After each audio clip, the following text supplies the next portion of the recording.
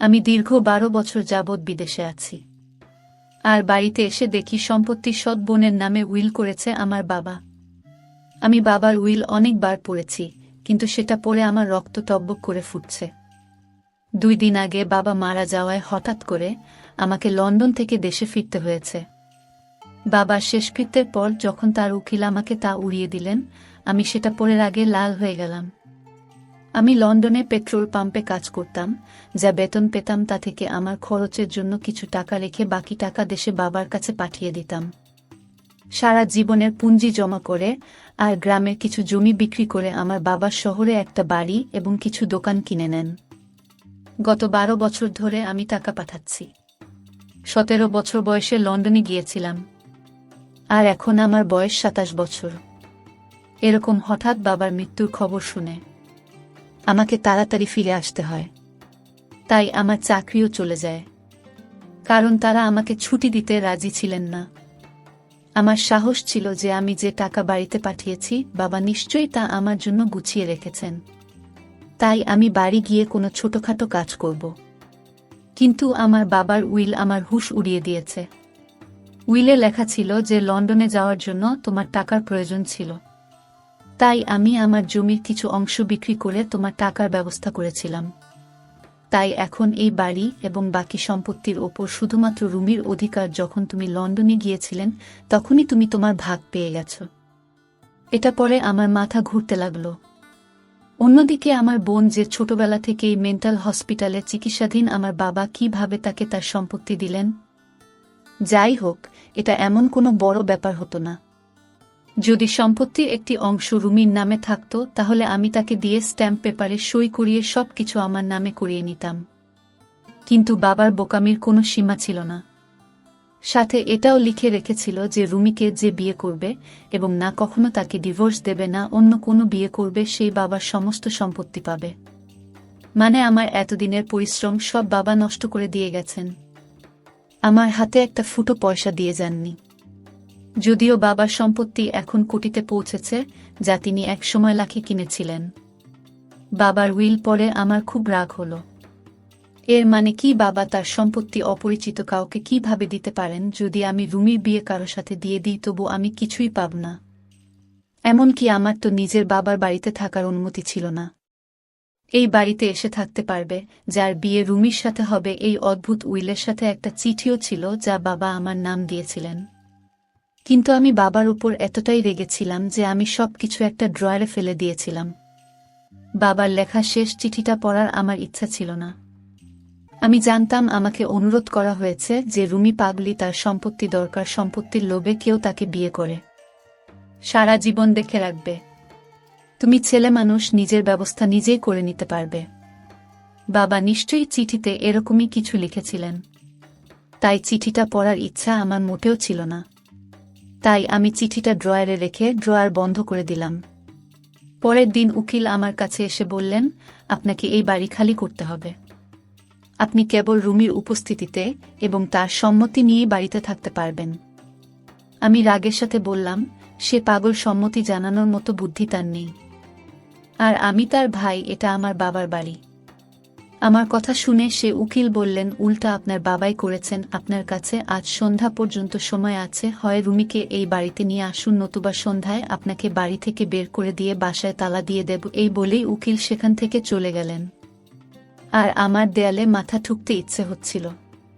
রুমির বয়স 20 বছর, কিন্তু বুদ্ধি 10 বছরের শিশুর মতো। আর রাগ হলে এটা ওটা তুলে মারার অভ্যাস ছিল। আমি কিভাবে তাকে বাড়িতে আনতে পারি? সে তো আমার অনুপস্থিতিতে পাড়ার বাচ্চাদের জীবন কষ্টকর করে দিত। আমি ভিতরে ভিতরে খুব বিরক্ত ছিলাম, কিন্তু আমার বাবা আমার জন্য আর কোনো উপায় ছাড়েনি। আমি রুমিকে আনতে বিকেলে মেন্টাল হাসপাতালে গেলাম এবং ডাক্তারকে বললাম যে আমি রুমির ভাই এবং কে নিয়ে যেতে এসেছি। ডাক্তার প্রথমে রাজি হচ্ছিলেন না রুমিকে আমার সাথে পাঠাতে, বললেন রুমির বাবা রুমিকে এখানে ভর্তি করিয়েছেন। তার সম্মতি ছাড়া আমরা রুমিরকে আপনার সাথে পাঠাতে পারব না। আমি ডাক্তারকে বললাম, আমি রুমির ভাই, আর এখন আমার বাবা মারা গেছেন, তাই এখন থেকে নিয়ে যাওয়া আটকাতে পারবেন না। আমি আপনার বিরুদ্ধে কমপ্লেন করব। তখন ডাক্তার লাইনে এসে রুমিকে আমার সাথে পাঠাতে রাজি হলেন। ডাক্তার আমাকে কিছু কাগজপত্রে সই করালেন এবং নার্সকে বললেন রুমিকে নিয়ে আসতে। কিছুক্ষণ পর একটি খুব সুন্দরী মেয়ে তার লম্বা খোলা চুল নিয়ে দাঁড়িয়ে আমার দিকে তাকিয়ে রইলছে।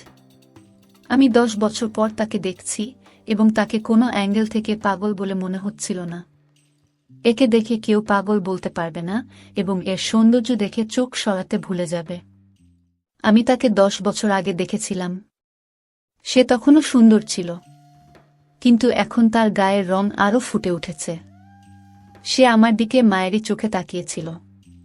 ডাক্তার বললেন, তোমার ভাই তোমাকে নিতে এসেছে, তুমি এখন তার সাথে বাড়িতে থাকবে। এই কথা শুনে কেন জানি না তার মুখ ফ্যাকাশে হয়ে গেল। সে বলতে লাগলো, আমি শুধু বাবার কাছে যাব, বাবার কাছে ছাড়া আর কারো কাছে যাব না, সবাই আমাকে মারে। আমিও কি তাকে আনতে চেয়েছিলাম? বাধ্য হয়ে ওকে বাড়িতে নিয়ে আসতে হচ্ছে। বাধ্য হয়ে আমি রুমির সামনে গিয়ে বললাম, রুমি, আমি তোমার আশু দাদা, ভালো করে দেখো, আমাকে চিনতে পারবে, আমি তোমাকে বাবার কাছে নিয়ে যাব। কিন্তু আপাতত তোমাকে আমার সাথে থাকতে হবে। বাবা বাইরে গেছেন, ফিরে এলে তোমাকে বাবার কাছে নিয়ে যাব। আমি মনে করিয়ে দেওয়াতে সে আমার দিকে মনোযোগ দিয়ে তাকাতে লাগলো। হয়তো তারা আমার কথা মনে পড়ে গিয়েছিল। তাই হঠাৎ রুমির খুব খুশি হয়ে বলল, আশু দাদা। আমি বললাম, হ্যাঁ, তোমার আশু দাদা। তারপর আমি পকেট থেকে চকলেট বের করলাম, যা দেখে ওর চোখ চকচক করে উঠল। আমি বললাম, রুমি, আমার সাথে চলো, আমার কাছে এরকম অনেক চকলেট আছে, আমি সব তোমাকে দিয়ে দেব। আমার কথা শুনে সে আমার হাত থেকে চকলেট নিয়ে আমার সাথে যাওয়ার জন্য রেডি হলো। আমি প্রথমে ওকে বাজারে নিয়ে গেলাম এবং ওর জন্য কিছু সুন্দর পোশাক কিনলাম। আমি এটা করছি কারণ উকিল আসার আগে ওর চেহারা কিছুটা ঠিক করতে চেয়েছিলাম। কিন্তু ফিরে যাওয়ার সময় একটা খেলনার দোকানে রুমির চোখ আটকে গেল এবং সে বলল, আশু দাদা, আমার খেলনা চাই। সে আমাকে আশিস না বলে আশু দাদা বলে ডাকত। আমি তাকে খেলনার দোকানে নিয়ে গেলাম। ভেবেছিলাম একটা খেলনা নেবে, কিন্তু সে অনেক খেলনা নিতে শুরু করল। কিন্তু আমার পকেটে এই মুহূর্তে এত টাকা ছিল না। তাই রুমিকে আদর করে বললাম, এখন একটা নিয়ে নাও, কালকে আমি তোমাকে অনেক খেলনা কিনে দেব। কিন্তু সে জোর করতে লাগল। তাই আমি রুমির উপর রেগে যেতে লাগলাম। আমি ওর কাছ থেকে সব খেলনা কেড়ে নিয়ে রেখে দিলাম এবং ওর হাত ধরে ওকে জোর করে গাড়িতে তুলে বাসায় নিয়ে এলাম। সে বাচ্চাদের মতো জোরে জোরে কাঁদছিল। 1 ঘন্টার মধ্যে ওর পাগলামি দেখে বিরক্ত হয়ে গেলাম। আমার মৃত বাবার উপরে রাগ হতে লাগলো। না জানি কেন সে আমাকে এমন বিপদে ফেলে গেলেন যে আমাকে তার দ্বিতীয় স্ত্রী, পাগলি মেয়ের দেখাশোনা করতে হচ্ছে। রুমি আমার সৎ মায়ের প্রথম স্বামী সন্তান। আমার বয়স যখন 10 বছর, তখন আমার মা এই পৃথিবী ছেড়ে চলে যান এবং আমার বাবা আবার বিয়ে করেন। আমার সৎমা যখন এই বাড়িতে কনে হয়ে আসেন, তখন তিনি তার মেয়েকেও সঙ্গে করে নিয়ে আসেন, যে দেখতে একদম জাপানি পুতুলের মতো হলেও একটু পাগলি ছিল। আমার বাবা আমাকে বলেছিলেন, রুমি, তোমার বোন, এখন থেকে তোমার বোন মনে করো। কিন্তু আমি রেগে বলেছিলাম, এই মেয়েকে আমি বোন মানতে পারবো না। আমি তো আমার সৎ মাকে না, আমার বোনকে কখনো পছন্দ করতাম না। মা মেয়ে দুজনের সঙ্গে কথা বলতাম না, খাবার খেয়ে হয় রুমে যেতাম, না হলে বন্ধুদের সঙ্গে বেরিয়ে পড়তাম। স্কুল থেকে ফিরে এটাই আমার রুটিন ছিল। আমি মা এবং মেয়েকে অবহেলা করতাম। কিন্তু সুহানা নামের মেয়েটির প্রতি তখন থেকে ঘৃণা অনুভব করতে শুরু করি। যখন আমার নিজের বাবা আমার চেয়ে তাকে বেশি ভালোবাসতেন, তিনি তাকে কোলে নিয়ে এমনভাবে ঘুরতেন যেন সে তার নিজের মেয়ে। আর আমি সৎ, যখন আমি বাবাকে এসব করতে দেখতাম, রাগে আমার রক্ত টকবক করে ফুটত। একবার আমি আমার খেলনা নিয়ে খেলছিলাম, তখন সে আমার খেলনা নেয়ার জন্য জোরাজুরি করতে শুরু করলে আমি তাকে বলেছিলাম, খবরদার আমার খেলা স্পর্শ করবে না। তখন সে জোরে জোরে কাঁদতে শুরু করে। তাই আমি ওর মুখে জোরে থাপ্পড় মারলাম। আমার থাপ্পড় এতটাই জোরে ছিল যে সে ছিটকে পড়ে গেল। এমন সময় আমার বাবা ঘরে ঢুকেছিলেন। এটা দেখে আমার সৎমা আমার দিকে ঘুরতে লাগলেন আর বাবা আমাকে খুব জোরে জোরে থাপ্পড় মেরে বললেন, এই নিষ্পাপ শিশুর গায়ে হাত তোলার সাহস তোর কিভাবে হলো? ব্যাস, তারপর থেকেই আমি সুহানাকে ঘৃণা করতে লাগলাম। সময় যত গড়াতে লাগলো, এই পাগলের প্রতি আমার ঘৃণাও বাড়তে থাকলো। তারপর 17 বছর বয়সে আমি আমার পড়াশোনাকে বিদায় দিয়ে বাবার কাছে যে কটরতে লাগলাম যে আমাকে লন্ডন যেতে হবে। আমার এক বন্ধু তার বাবার সাথে সেখানে গিয়েছিল। আমিও তাদের সাথে গিয়েছিলাম। আমার কাছে কোনো ডিগ্রি ছিল না, তাই পেট্রোল পাম্পে আমি কাজ করতাম। এখন 10 বছর পরে এসে দেখি আমার নিজের বাবা আমার পরিবর্তে তার সৎ মেয়েকে সবকিছু দিয়ে দিয়েছেন। সে এখনও আমার সাথে জেদ করছিল। তাই আমি তার উপর খুব রেগে গেলাম। তাই আমি তার মুখে টেনে চড় মারলাম। কিন্তু এই থাপ্পড়টা যে আমার জন্য এত বড় সমস্যা হয়ে দাঁড়াবে তা আমি জানতামই না। সে জোরে জোরে কাঁদতে লাগলো। বাসায় এসেও তার কান্না থামছিল। কেন যে আমি তাকে থাপ্পড় মারলাম। সন্ধ্যা হয়ে গেছে, উকিল সাহেব যে কোনো সময় বাসায় পৌঁছে যেতে পারে। এবারও আমার রাগ হচ্ছিল যে কেন আমি ঝামেলাকে থাপ্পড় মারলাম। আমি রুমির কাছে এসে বললাম, রুমি, কালকে আমি তোমাকে অনেক খেলনা এনে দেব, এখন চুপ করো। কিন্তু সে ছোট বাচ্চার মতোই কাঁদছিল। আশুদা খারাপ, সে আমাকে থাপ্পড় মেরেছে। কাঁদতে কাঁদতে বলল, আমি বাবাকে বলবো, তাকে বাড়িতে আসতে দাও।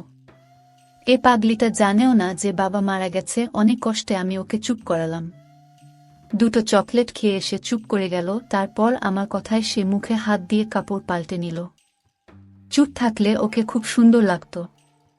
কেউ তাকে দেখে পাগলি বলতে পারবে না, কিন্তু ছিল তো সে পাগলি। ওই যাই হোক, উকিল বাসায় পৌঁছে রুমিকে জিজ্ঞেস করতে লাগলো যে তোমার প্রতি আশুর ব্যবহার কেমন। এ কথা শুনে রুমি আমার দিকে তাকালে আমি ভয় পেলাম যে সে হয়তো বলবে যে আমি তাকে থাপ্পড় মেরেছি। সে বলতে লাগলো, আশু দাদা খারাপ। এই কথা শুনে আমি হতবাক হয়ে গেলাম। তারপর সে বলল যে আমাকে খেলনা এনে দেয় না। উকিল বললেন, আমি যদি তোমার দাদাকে টাকা দিই তাহলে সে তোমাকে অনেক খেলনা কিনে দেবে। এই বলে উকিল সাহেব আমাকে একটা চেক দিয়ে বললেন, তোমার বাবা যে দোকান কিনেছিলেন তার অর্ধেক ভাড়া রুমির চিকিৎসার জন্য খরচ করতেন, আর বাকি অর্ধেকটা তার ভবিষ্যতের জন্য ব্যাংকে জমা আছে। এখন সে বাড়িতে আছে, আর তুমি তার দেখভাল করছো, তাই তুমি এখন এটা রাখো। রুমির বিয়ের পর এই চেক ওর স্বামী পাবে। এটা শুনে আমি হতভম্ব হয়ে গেলাম। আমি তার কাছ থেকে সেই চেকটা নিয়ে দেখলাম।